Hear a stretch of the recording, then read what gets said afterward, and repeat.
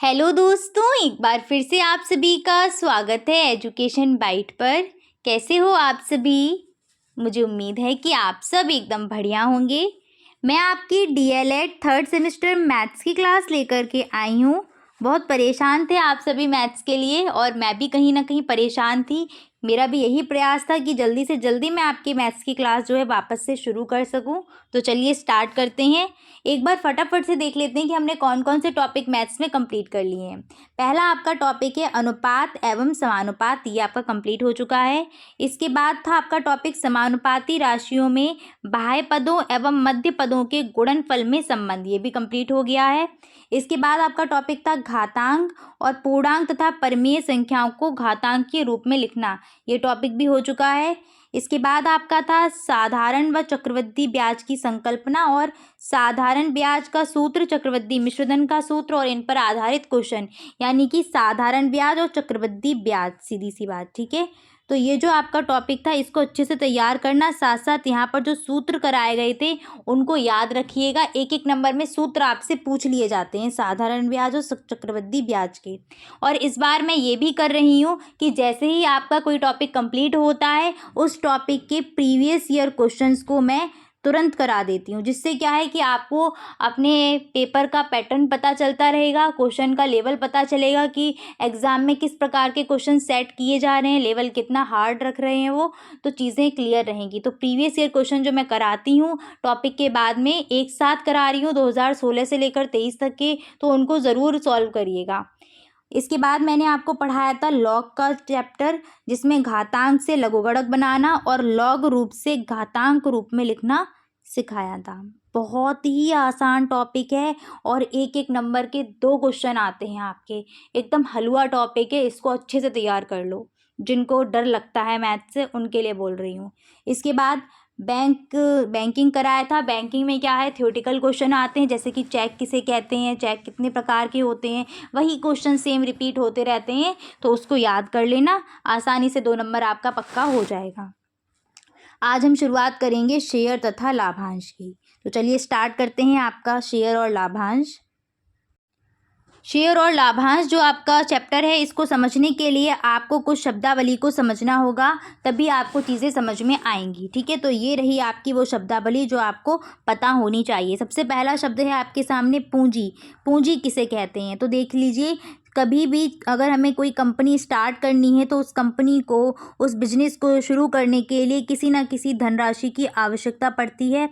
यही जो धनराशि है, इस धनराशि को ही हम क्या बोलते हैं, यहाँ पर जब आप यूज़ करेंगे शेयर में, शेयर मार्केट में जब वर्ड यूज़ होगा तो यहाँ पर इसको बोला जाता है पूंजी। यानी कि किसी भी कंपनी को शुरू करने के लिए जो भी धन चाहिए वो कहलाता है पूंजी। तो यहाँ पर ले सकते हैं, मान लीजिए कि कंपनी को स्टार्ट करने के लिए हमें 1 करोड़ धन की आवश्यकता है, 1 करोड़ रुपए की आवश्यकता है, तो ये 1 करोड़ रुपए क्या है, यही 1 करोड़ रुपए पूंजी है। इसके बाद आपका अगला शब्द है शेयर। शेयर क्या होता है, तो शेयर को समझिएगा, इसको मैं छोटे उससे समझाती हूँ। शेयर क्या है, मान लीजिए छोटे पे सभी ने पार्टी की होगी ना, चाहे टीचर्स डे की हो, चाहे चिल्ड्रंस डे की हो, या फिर बोल सकते हो टीचर्स को गिफ्ट तो दिया होगा। तो भाई गिफ्ट बहुत महंगे महंगे आते हैं, सभी को पता है, और एक बच्चे के द्वारा इतना महंगा गिफ्ट देना पॉसिबल नहीं है। अब मान लीजिए आप 7th 8th क्लास में या 10th क्लास में हैं, तब हम उस टाइम पे क्या करते थे कि 4-5 बच्चे या एक ग्रुप बना लेते थे और उस ग्रुप में क्या करते थे, मनी कलेक्ट कर लेते थे और फिर जाके गिफ्ट लेकर के आते थे। तो सेम वही कंडीशन है। मान लीजिए कि गिफ्ट जो है आपका वो आ रहा है कितने रुपए का, 200 रुपए का। तो अब हम क्या करेंगे, इन 200 रुपए को छोटे छोटे भागों में बांट दें। ठीक है, इन 200 रुपए के मान लीजिए हमने 10-10 रुपए के हिसाब से हिस्से बना दिए। ठीक है, कि भाई एक बच्चा कितने रुपए दे सकता है, 10 रुपए तो आराम से दे सकते हैं। ठीक, किसी के पेरेंट्स मना नहीं करेंगे और एकदम से आप 200 या 500 मांग लो, वो 9th या 10th क्लास में या 8th क्लास में, तो कहेंगे आपको इतने पैसे की क्यों ज़रूरत है, क्या चाहिए आपको, पूछते हैं ना। 10-10 रुपये आराम से मिल जाएँ कि भाई हम मनी कलेक्ट कर रहे हैं। तो हमने इन 200 रुपये के क्या किए, 10-10 रुपये के हिसाब से भाग बना दिए। एक बच्चा आराम से 10 रुपये दे सकता है। तो ये जो हमने इनके भाग बनाए हैं, ठीक है, यही भाग कहलाते हैं शेयर। यहाँ पर हम यूज़ करेंगे जो वर्ड वो क्या है, शेयर। तो बताओ 200 रुपये के 10-10 रुपये के हिसाब से कितने भाग बनेंगे? तो इन 200 रुपये के 10-10 रुपये के हिसाब से 20 भाग बनेंगे। ये 20 भाग ही क्या हैं? ये 20 भाग 20 शेयर हैं। ठीक है, यहाँ पर भाग शब्द यूज़ ना करके क्या यूज़ करते हैं? शेयर यूज़ करते हैं। ठीक है, 10-10 रुपये के, और एक शेयर की कीमत क्या है? यहाँ से अब आप कर लोगे ना, एक शेयर की कीमत कितनी रहेगी? 20 शेयर बने हैं और एक शेयर कितना है? 10 रुपये का है, क्योंकि एक बच्चा कितने रुपए देगा? एक शेयर का मूल्य कितना रहेगा? 20 रुपये, यानी कि उसको कितना रुपए देना है? 10 रुपये देना है कलेक्शन के लिए। अब हो सकता है कि कोई बच्चा क्या करे, उसके पापा ने कहा ठीक है तुम 10 नहीं बेटा 20 लेकर के जाओ, तो उसने क्या किया? उसने कहा ठीक है मैं 20 रुपये आपको दे रहा हूँ, इन्वेस्ट कर रहा हूँ। तो 20 रुपये, यानी कि उसने, अगर मैं आपसे पूछूँ कि उसने कितने शेयर लिए, उसने कितने शेयर लिए, तो जब वो 20 रुपये दे रहा है और एक शेयर था 10 रुपये का, तो उसने वहाँ पर कितने शेयर ले लिए? 2 शेयर ले लिए। ठीक है, कितने शेयर लेके आया वो? 2 शेयर लेके आया। अब एक और था, उसके पापा ने बोला कि नहीं भाई मैं तुमको 50 दे दूंगा बेटा, कोई बात नहीं, सर को गिफ्ट देना है, बहुत अच्छी बात है। भी उन्होंने क्या किया, उसको 50 रुपये दे दिए। तो अब बताइए उसने कितने शेयर लिए होंगे? एक शेयर का मूल्य था 10 रुपये, वो लेकर के आया 50। एक शेयर 10 रुपये का था, दूसरा भी 10 रुपये, तो इस तरीके से कितने शेयर उसने ले लिए होंगे? अगर उसने 50 रुपये इन्वेस्ट किए हैं, तो वहाँ पर आप शेयरों की संख्या बता सकते हैं, उसने कितने शेयर लिए होंगे? 50 शेयर लिए होंगे। समझ में आ गई बात? अब इसको बड़े स्तर पर समझिएगा कि कोई एक कंपनी है और उस कंपनी की शुरुआत करनी है, और उस कंपनी को शुरू करने के लिए कितने पैसे चाहिए हमको? 1 करोड़ की राशि चाहिए। ठीक है, 1 करोड़ को मैं नंबर्स में लिखूं तो आपका बनेगा ये,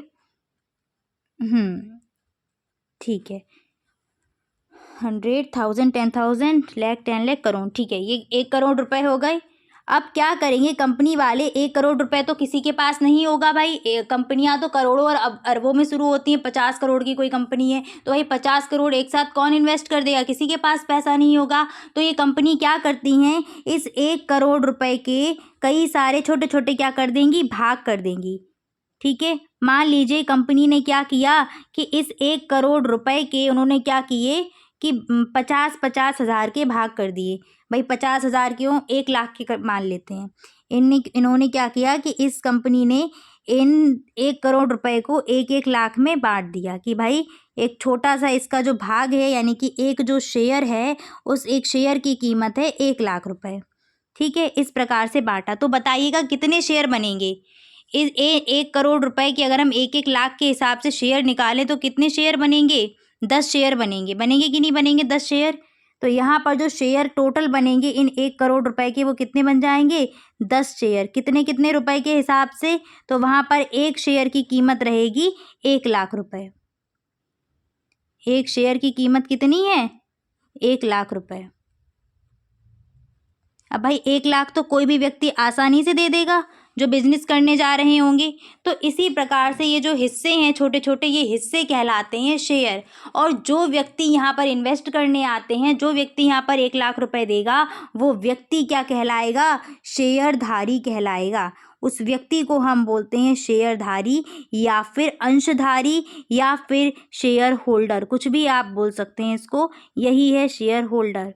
अब इस व्यक्ति ने अगर 1 लाख रुपए से एक शेयर खरीदा, तो ये उस कंपनी में कितना शेयर होगा? 1 शेयर। अब इस व्यक्ति ने मान लीजिए कि 5 लाख रुपए, दूसरा कोई व्यक्ति है जिसका नाम है क्या? रीता नाम रख देते हैं, कोई लड़की है रीता। इसने क्या किया? इसने इस कंपनी को स्टार्ट करने में इसने बोला कि भाई मेरे पास अच्छी खासी राशि है, मैं यहाँ पर 5 लाख रुपए दे सकती हूँ, 5 लाख रुपए दे सकती हूँ। तो इस वक्त ये कितने शेयर खरीदेगी उस कंपनी के? एक शेयर की कीमत थी कितनी? 1 लाख। तो इसने शेयर वहाँ पर कितने ले लिए हैं? 5 शेयर ले लिए हैं। ठीक है, किसी ने 10 लाख रुपए इन्वेस्ट किए तो उसने कितने? हाँ 10 तो थे ही। ठीक है, तो फिर तो पूरे ही मालिक हो जाएगा वो तो। ठीक है, तो इस प्रकार से आपका काम चलेगा। शेयरधारी आपको चीज़ क्लियर हो गई होगी। आगे आते हैं, शेयरधारी भी आपको समझ में आ गया। नेक्स्ट आते हैं अंकित मूल्य। ये अंकित मूल्य क्या होता है? तो अंकित मूल्य को समझिएगा।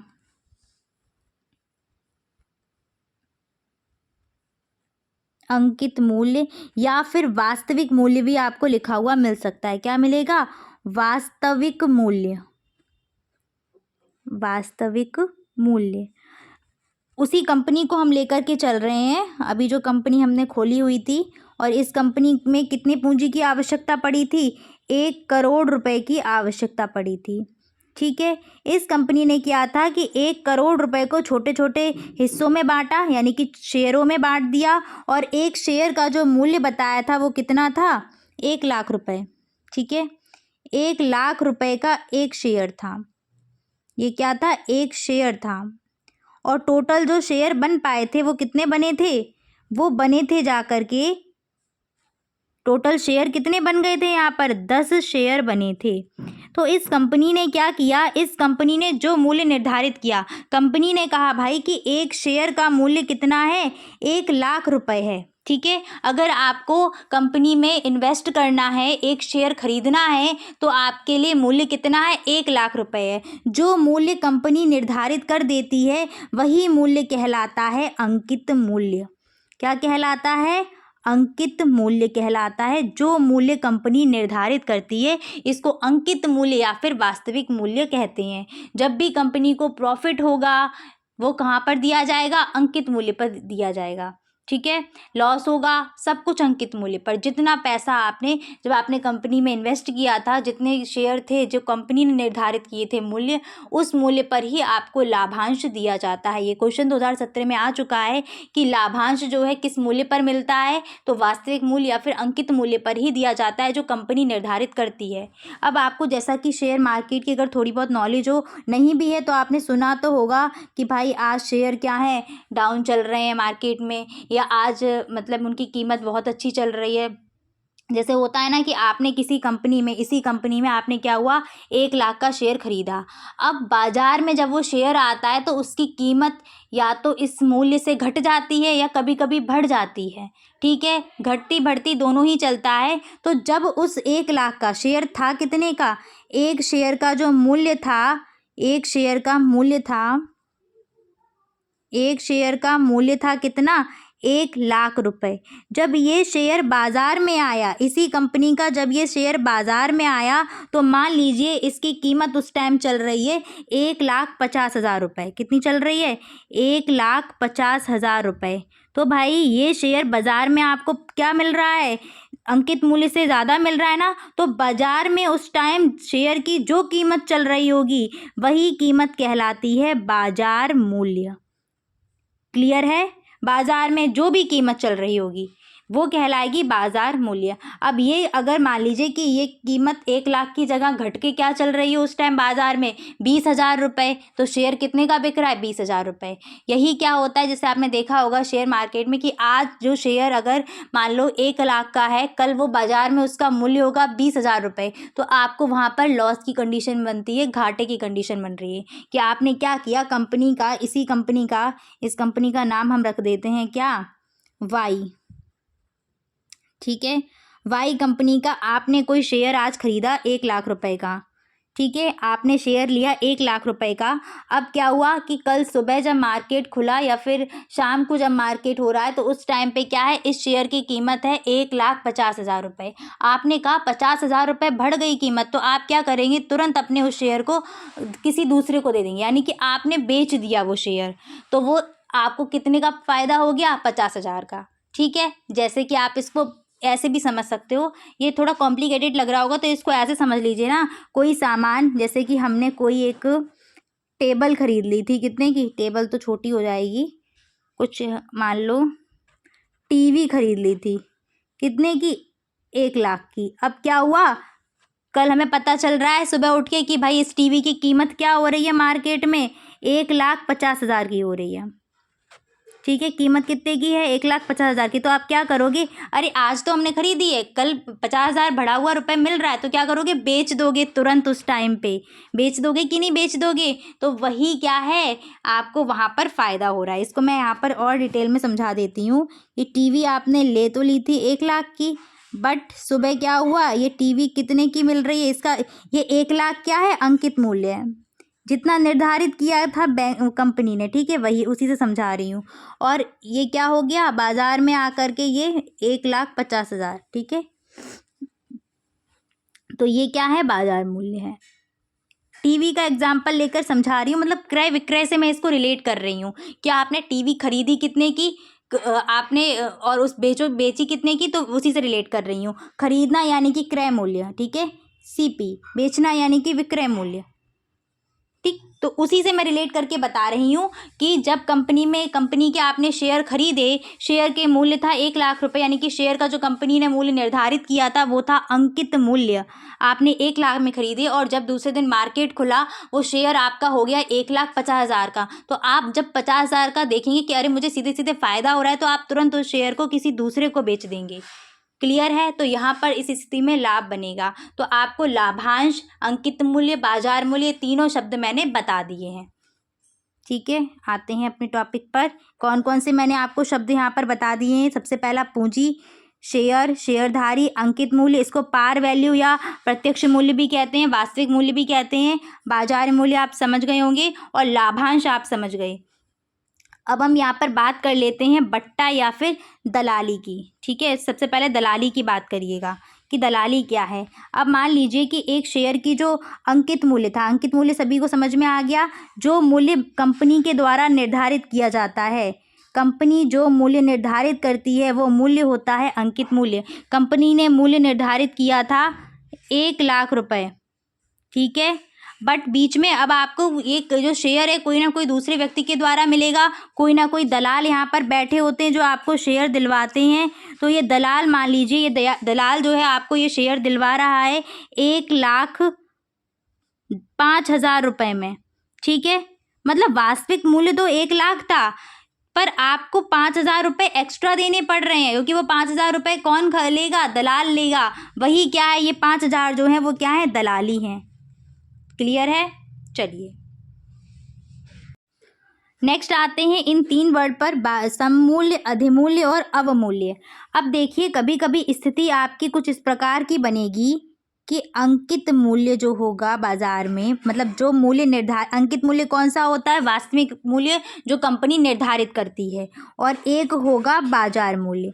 अब कभी कभी ऐसा हो सकता है कंडीशन कि अंकित मूल्य था जो वही मूल्य बाजार में भी है। जब वो शेयर मार्केट में आया तो भी उसका मूल्य सेम है। शेयर मार्केट होता है ना, जहाँ शेयर की लोग खरीदते हैं बेचते हैं अपने शेयर। तो जो शेयर था, जैसे 1,00,000 का शेयर था और वो बाजार में भी 1,00,000 का ही बिक रहा है, यानी कि अंकित मूल्य और बाजार मूल्य दोनों बराबर हैं। तो वो स्थिति आपकी बनती है किसकी, सम मूल्य की। ठीक है, इस स्थिति को हम क्या बोलते हैं, सम मूल्य बोलते हैं। जब कंडीशन आपकी क्या होगी, अंकित मूल्य और बाजार मूल्य दोनों बराबर होंगे, तो ये जो आपकी स्थिति बनेगी ये बनेगी सम मूल्य की। ठीक है। अब कभी कभी ऐसा भी हो सकता है कि अंकित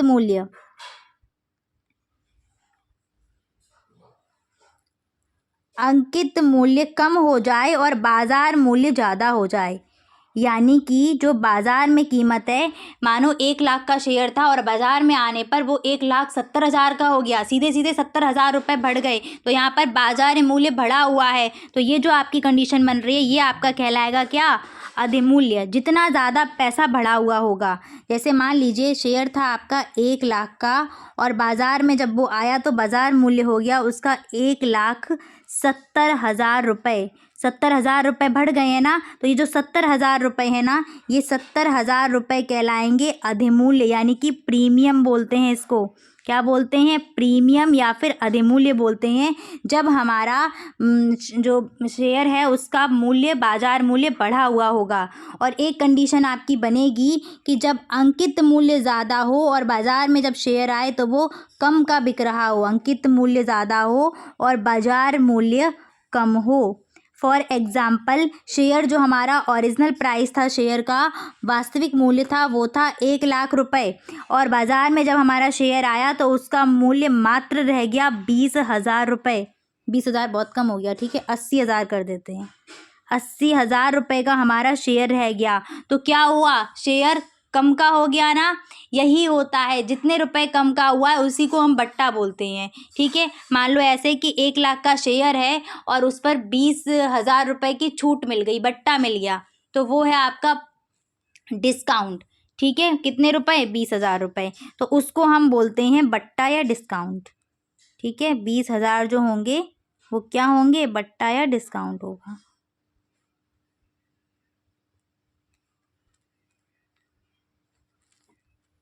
क्लियर है? अब वो कहलाता है आपका अवमूल्य या फिर डिस्काउंट, उसी को छूट हम बोलते हैं। चलिए अब हम आते हैं अगले उस पर, फटाफट से देख लीजिएगा। शेयर क्या होते हैं? तो किसी कंपनी या उद्योग धंधे को शुरू करने के लिए एक बड़ी पूंजी की यानी कि बड़े धन की आवश्यकता होती है, और इस आवश्यकता को देखते हुए जो कंपनी होती हैं पूंजी को छोटे छोटे भागों में बांट देती हैं। इन छोटे छोटे भागों को ही हम क्या बोलते हैं? शेयर बोलते हैं। आवश्यक पूंजी के छोटे छोटे भागों को ही शेयर कहते हैं। जब कोई व्यक्ति शेयर खरीदता है तो शेयर खरीदने वाले व्यक्ति को ही शेयर होल्डर या फिर शेयरधारी या फिर अंशधारी या भागधारी कहा जाता है।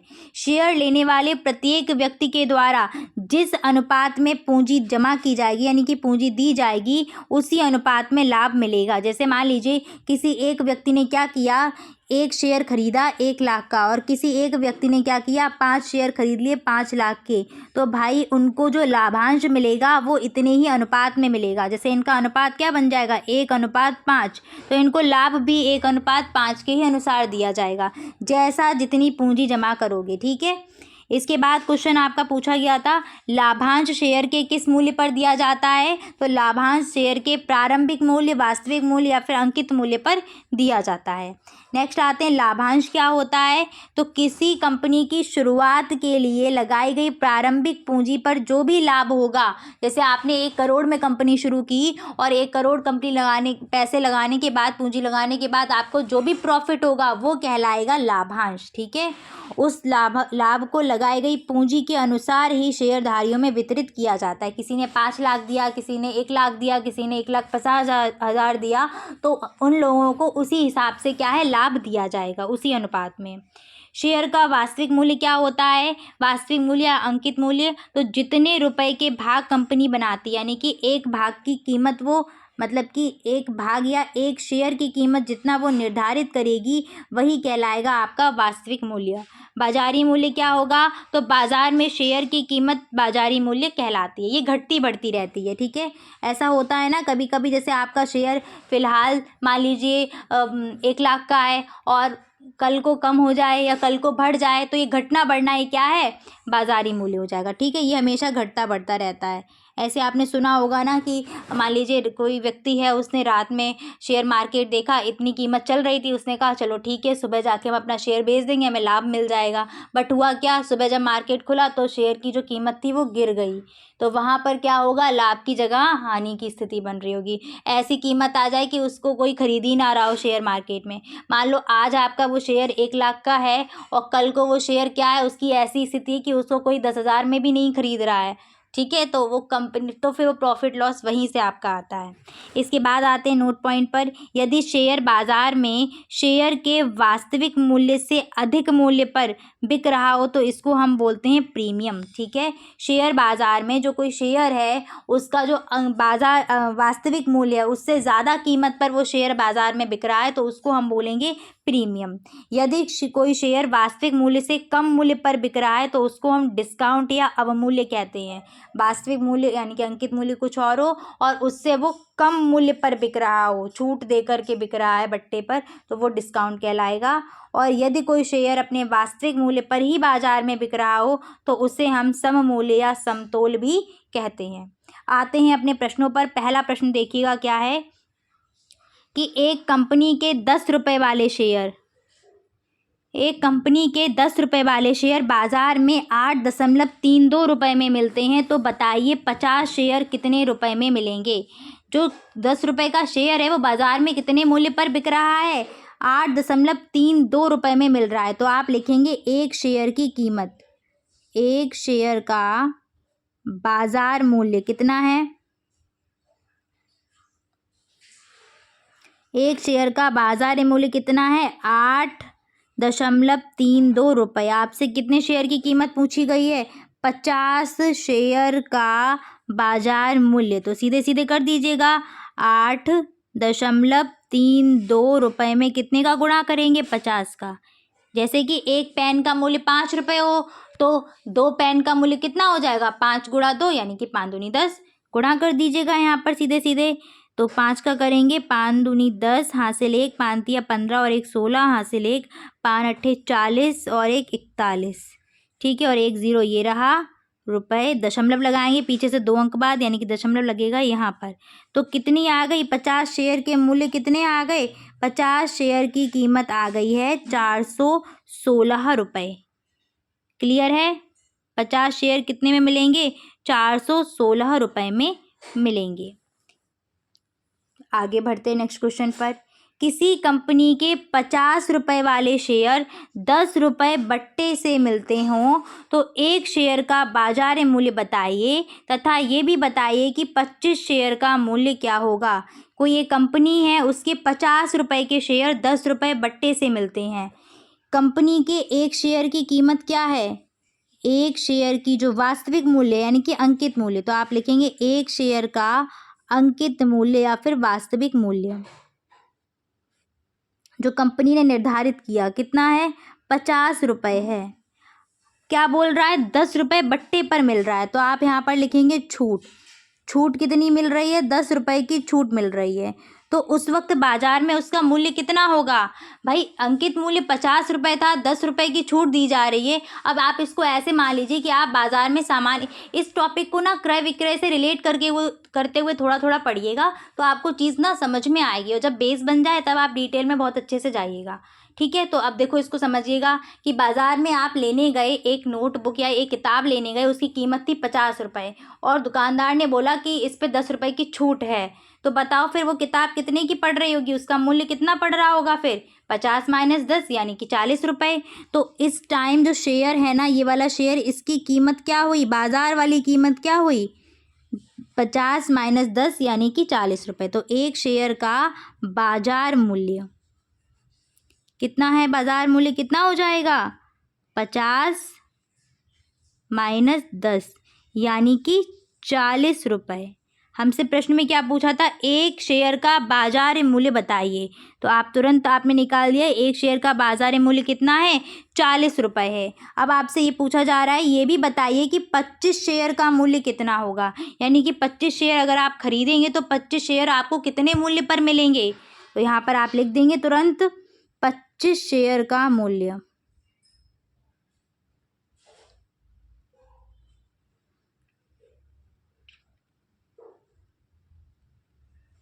कर दीजिएगा, 40, एक का 40 था तो 25 का कितना हो जाएगा, 40 गुणा 25, 25 चौके 100 और 1 0, ये यानी कि 25 शेयर कितने रुपए में मिलेंगे, 1000 रुपये में मिलेंगे। एक चीज़ हमेशा ध्यान रखिएगा कि ये जो प्रश्न है ना, इसमें कहीं भी आपको ये नहीं बोला गया है क्या बोलते हैं, अंकित मूल्य पर शेयर खरीदा गया हो। जब आपसे बोला जाए कि अंकित मूल्य पर शेयर खरीदा जाए तो बताओ कितने का शेयर मिलेगा, तो 25 शेयर कितने के मिलेंगे। अगर ऐसा क्वेश्चन हो कि किसी कंपनी के 50 रुपये वाले शेयर 10 रुपये के बट्टे से मिलते हों, एक शेयर का बाजार मूल्य बताइए, और आपसे ये पूछ ले कि 25 रुपये के जो शेयर हैं वो अंकित मूल्य पर कितने के मिलेंगे, तो अंकित मूल्य तो भाई 50 रुपये था, तब 25 शेयर की कीमत कितनी हो जाएगी, 50 गुणा 25। ठीक है, तो 25 पंजे 125 यानी कि 1250 रुपये बनेगी 25 शेयर की कीमत, जब वो अंकित मूल्य पर खरीदे जाएंगे। तो क्वेश्चन आपको ऐसे भी मिलेंगे, उसमें लिख कर के आएगा, जब लिख कर के नहीं आ रहा तो आपको सीधे बाजार मूल्य निकाल देना है। इसके बाद आगे बढ़ते हैं, इस क्वेश्चन को सॉल्व करिएगा। एक कंपनी के ₹12 वाले शेयर बाजार में 3.50 प्रीमियम में मिलते हैं, तो बताओ 110 शेयर कितने रुपए में मिलेंगे। ये वाला क्वेश्चन मैं आपको होमवर्क में दे रही हूँ, इस क्वेश्चन को सॉल्व करिएगा और इसका आंसर आप कमेंट सेक्शन में टाइप करिएगा। ठीक है, इसके बाद आते हैं नेक्स्ट 4th क्वेश्चन पर। एक कंपनी के 10 रुपये वाले शेयर बाजार में 12.50 रुपये में बिक रहे हो, तो 50 रुपये में बिक रहे हो, तो बताइए कि 2500 में कुल कितने शेयर मिलेंगे। एक कंपनी के 10 रुपये के जो शेयर हैं वो बाजार में कितने के मिल रहे हैं, 12.50 रुपये में। तो हमारे पास एक शेयर का बाजार मूल्य दिया गया है, एक शेयर का बाजार मूल्य कितना है? 12.50 रुपये। इस प्रश्न को एक एक नियम वाले जो मेथड होते हैं उससे सॉल्व करेंगे। ये जो 10 रुपये ये सिर्फ फालतू में दिए, इसके यहाँ पर भी कोई काम नहीं है। यहाँ पर काम किसका है? इसका और इसका। तो देखो इन दोनों की यहाँ पर कीमत दी गई है, मतलब आपके ये बोला है कि एक जो शेयर है उसकी कीमत इतनी है और आपको ये बताना है 2500 रुपये में कितने शेयर आएंगे। तो एक एक नियम से जब हम इसको सॉल्व करेंगे तो यहाँ पर हम लिखते हैं इस प्रकार से 12.50 रुपये में मिले शेयर। 12.50 कितने शेयर मिल रहे हैं? 12.50 रुपये में एक शेयर मिल रहा है। एक एक नियम से सॉल्व करना है। तो भाई 1 रुपये में कितना शेयर मिलेगा? 1 रुपये में कितना शेयर मिलेगा? तो 1 रुपये में मिले शेयर बराबर 1 अपॉन में आ जाएगा 12.50। ठीक है, कितने रुपए की चर्चा करी जा रही है? 2500 रुपये की। तो यहाँ पर आप लिखेंगे 2500 रुपये में मिले शेयर बराबर 1/12.50 और गुणा कर दिया जाएगा 2500 का। दशमलव हटाएंगे, ऊपर 2 जीरो लग जाएंगे। 2 जीरो से 1 जीरो कैंसिल। 5 से डिवाइड कर दिया, 25 से कर दीजिएगा सीधे सीधे, तो जाएगा 25 एकम 25, 1 2 3 और यहाँ पर करेंगे तो कितना हो जाएगा?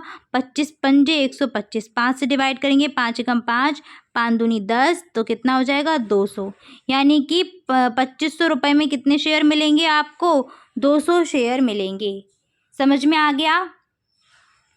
चलिए, तो क्या किया? सबसे पहले एक एक नियम में क्या होता है, एक एक करके सॉल्व करते हैं। जैसे मान लीजिए कि एक आपको ऐसे बोला जाए, एक क्वेश्चन मैं यहाँ पर करा देती हूँ आपको कि 10 पेन का मूल्य 10 पेन का मूल्य है 55 रुपये। ठीक है, और आपसे पूछा जाए कि आप हमें बताइए 8 पेन का मूल्य। 8 पेन का मूल्य आपको बताना है। तो आप क्या करोगे? 10 पेन का मूल्य 55 रुपये है, तो यहाँ से एक एक नियम लगाओ। 1 पेन का मूल्य कितना हो जाएगा? 55/10। ठीक है, और 8 पेन का मूल्य कितना हो जाएगा? 55/10 और 8 का यहाँ गुणा हो जाएगा। सॉल्व कर लेंगे इसको आसानी से, तो करिएगा। 2 पंजे 10, 2 चौके 8, 5 से करोगे 5 एकम 5 और यहाँ पर कितना हो जाएगा? 11। तो कितनी कीमत आ जाएगी? 11 गुणा 4 यानी कि 44 रुपये। ये आपका एक एक नियम होता है। तो इस प्रकार से इन क्वेश्चन को सॉल्व करने में इससे क्या होती है? आसानी रहती है। तो चलिए आज फिर मैं इतना ही रखती हूँ। मिलूंगी फिर आपको नेक्स्ट क्लास में, और इसमें हम शेयर के जो और क्वेश्चंस होंगे बाकी के, जिसमें लाभ वगैरह ज्ञात करने को भी बोलते हैं, उन क्वेश्चंस को करेंगे। ठीक है, चलो। तो ये जो मैंने आपको क्वेश्चन दिया था, इस क्वेश्चन का आंसर जरूर कमेंट सेक्शन में टाइप करिएगा। Thanks for watching and please like, share and subscribe my channel. Bye bye. Take care.